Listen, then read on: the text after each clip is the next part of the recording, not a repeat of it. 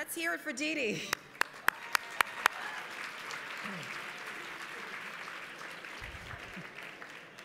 What does Henry Mancini, Quincy Jones, Ray Charles, Norah Jones, Diana Krall, and Paul McCartney have in common?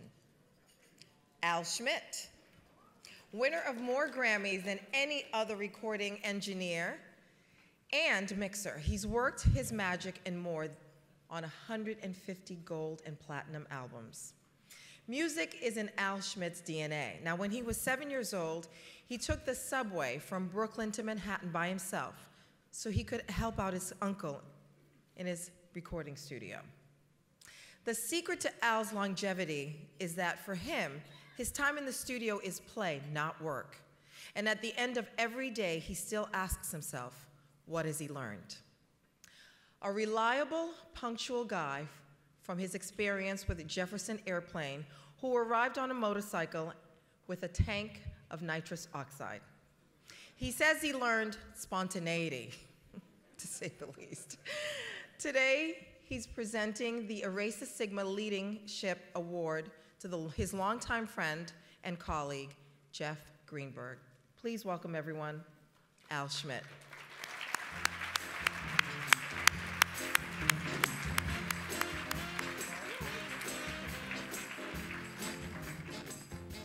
Hi. How are you all? Having a good time? Cool. I first met Jeff, it's got to be 40 years ago, maybe a little longer. He was managing a band, and he came to me and asked me if I would produce the record. From that moment on, we became fast friends, and as a matter of fact, there was a time in Jeff's life where I think I was the only friend he had left. He was in kind of not a very good space in his life. But Jeff was the kind of guy that always picked himself up, and I watched him grow, and he got an offer to take over the Greek Theater to promote the shows there, and the Greek Theater had been in quite a bit of decline for years. And it's a little over a year and a half, Jeff turned that around into one of the best outdoor venues in California. He also called me and said he had an offer to manage a recording studio called the Village Recorder, and would I go over and look at it with him. So I did, and it was a mess. I mean, it was just dreadful. It was a pigsty. There was things all over. It was dreadful. And I looked at Jeff and I said, Jeff, are you sure you want to do this? And Jeff, always positive, said, you bet. So he did it, and he took that studio, and nobody wanted to go in there. And he turned that around. It's one of the finest recording studios in the world today, and some of the biggest name artists work there. We also had a friend, a musician, who called Jeff, because he knew the way Jeff was with reaching out to people, and said he wanted to start an organization called MAP, Musicians Assistant Program. So Jeff and I jumped in with both feet, and Jeff, always the leader in that way, got involved so deeply in it, and to watch Jeff work. Jeff didn't wait for people to come to him and ask for help. Jeff found people who needed help and reached out. He's an amazing human being. I'm so proud to call him my friend, and he's a funny guy. He's an honest guy. He's just a wonderful guy who's always looking to make life better for other people. We have a little video that we're going to play, and then Jeff will come out. Thank you.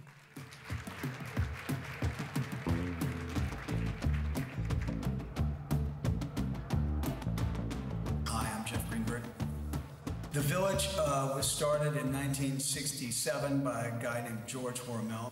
His daughter asked me to see if I could save it. It was once very, very wonderful and gone into pre-bankruptcy, and I came in '95. and we've had a great resurrection. So this studio where great records like Fleetwood Mac and Steely Dan and the Rolling Stones were recorded, even as a little boy, music would take me away.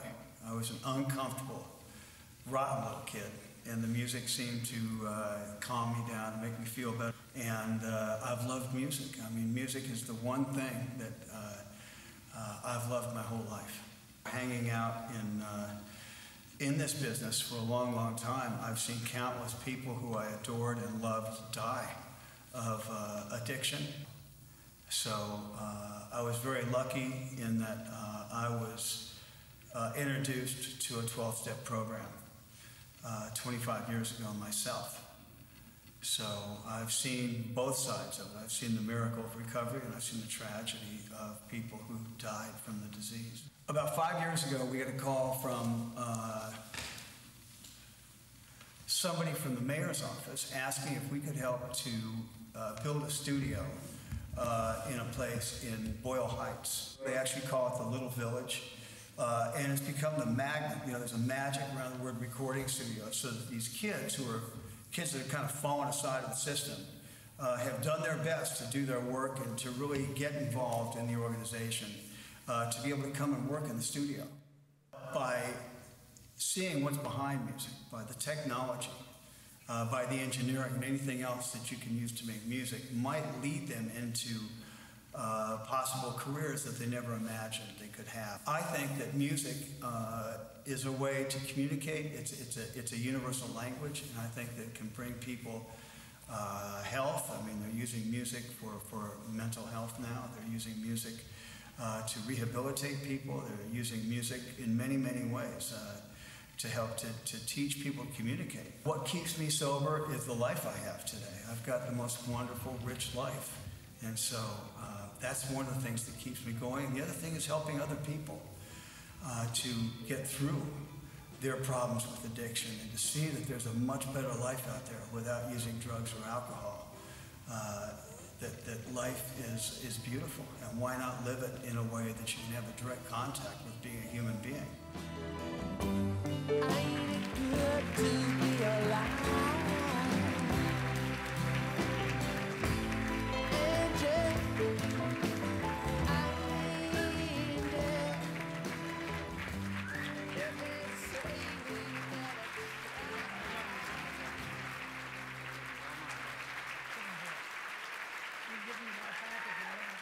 Thank you, I will. Thank you. Okay.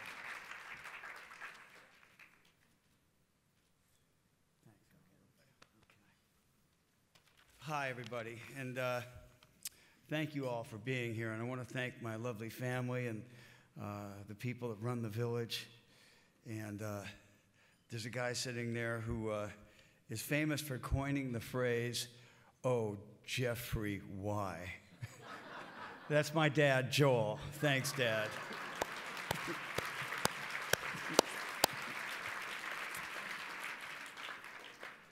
When I was asked to accept this award, I had no idea what a big deal it was, and I feel like I've been given a suit that's way too big for me, but I do know the importance of getting help. I'm going off the prompt for a minute.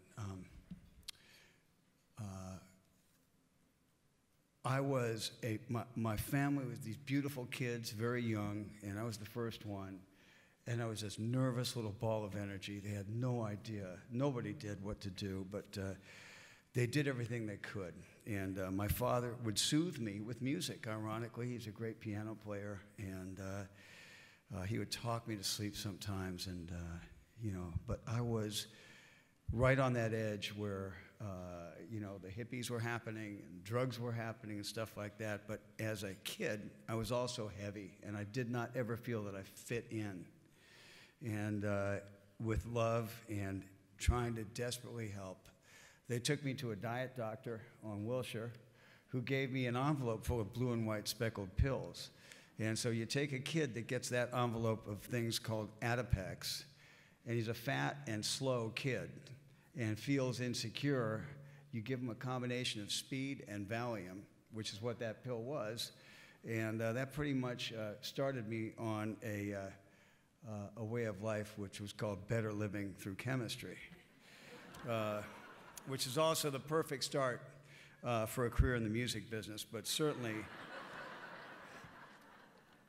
not the healthiest occupation where someone's trying to fit in. So I had this enormous luck. I'm off again, the prompt, but I had this enormous luck that kept coming to me. I found a band when I was like 19 years old, and we got the biggest record deal in history at that time, and I wanted to find the best producer. And in the introduction to Al, I think they left out the fact that he's produced some of the greatest records in the world, and the Peter Gunn theme, and Hatari, and Elvis Presley, and Anne Margaret. He's an amazing producer. Jackson Browne's Late for the Sky. So I met him, and he produced the band, and a lot of things happened. It's a great story, but too long for now. But I wound up doing many different things. We founded skateboarding as a professional sport, and it led me every which way. I wound up producing large concerts. I became an agent at ICM, and I wound up at Nederlander, as Al said. So that kept going, and I had this productive career, and I thought I was hiding it pretty well because I was productive, but it turned out I was fooling myself. And here's where the miracle, and I call the company that holds the Village Resurrection. This guy, Al, would call me up and say, Jeff, I found this thing, and I was pretty much, as most people with addiction become, is alone. Pretty much leaves everybody alone. And he'd call me up and go, Jeff, I found this great thing. It's called yoga. You got to come check it out. And I go, Al, I'm busy. And I remember he was producing Wayne Newton in Vegas once, and I was like making excuses and running to the restroom every 5 minutes. And he called me up another week and said, Jeff, I found this thing called Course in Miracles. I'm tempted to imitate his accent, but I won't. A Course in Miracles. And I said, no, Al, it's fine. He called me up one day and said to me, Jeff, we're in the studio. A lot of people you know from the Greek are here, and there's going to be a party tomorrow night, and they'd love to see you. And I said what I usually said to Al or anybody else, and by the way, he was the only really friend I had, and the only person who would dare talk to me at that time, because I did resemble Beetlejuice to a great extent by that time. He said, and I said, I can't, I'm really busy. And then he called back and said, Jeff, I forgot to tell you, there's this beautiful girl here. And she wants to meet you at the party. And I went, oh! And I went. And sure enough, I walked in the door of this place in the valley, and it actually wasn't a party, it was a 12-step meeting. And so I'm going to say this real quick, and we'll get on with what was written. But I found a way, which I never thought I could, to begin a life and to be given a life that I didn't have to hide my emotions. I didn't have to try to shelter myself from feelings. And the gift that I got was a life. Because up until that point, I did everything I could not to feel anything. So the 12-step programs that I was tricked into gave me a life beyond my wildest dreams and wildest expectations. And so I'm very anxious to see if I can further the work of this organization. I, like everybody in the room, I was back when I'm pretty sure almost everybody stood up, because we all know people that have problems. And a lot of people that have problems think it's normal. Many people with some sort of dysfunction or illness think that's normal because it's their life. And like Sean said with his mother, you're a kid with a mom like that, you think that's normal. Kids don't know better. So the ability to have an organization like this where people can be helped, and it's a miracle. And this organization has so impressed me. A girl I know and have known for 25 years committed suicide 3 months ago. Suicide has hit our family. So I am incredibly honored to be here. And I tell my story, which is a lot longer, of course, at jails and hospitals. You saw that we created these music programs to take out to kids who are very, very disaffected by society. I really feel that I want to give as much as I can back. This organization does so much to bring resources to people who have nowhere to turn. I discovered the Inglewood Center, believe it or not, down the hall from one of my doctors, and I found out there's 10 more centers around the city. After Keita and I met, we had a long discussion about how many people are in need of help, and she sent cards to the studio, which we will always have on our desk, and for its suicide support groups. And, you know, as a governor of the Grammys, I'm going to see if we can further and spread the word there as well.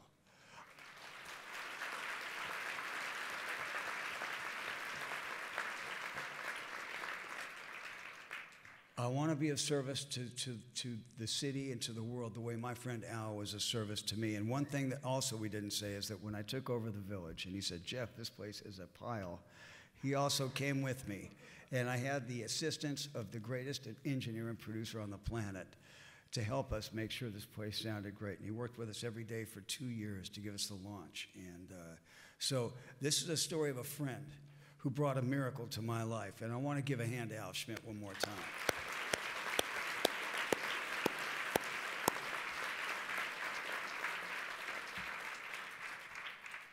So we're going to keep telling people that there's a chance for recovery, and you can roll it. I support the music care, substance abuse support groups and recovery programs. Our studio is a safe place where you don't have to take drugs to fit in. The idea, which is a ridiculous but well-founded and common idea, not well-founded at all, that you have to be loaded to be created, has killed so many of my heroes and so many talented musicians. I'm really honored to receive this award. It still feels like the suit doesn't fit, and short of becoming a fat kid again.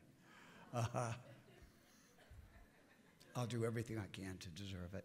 Thank you.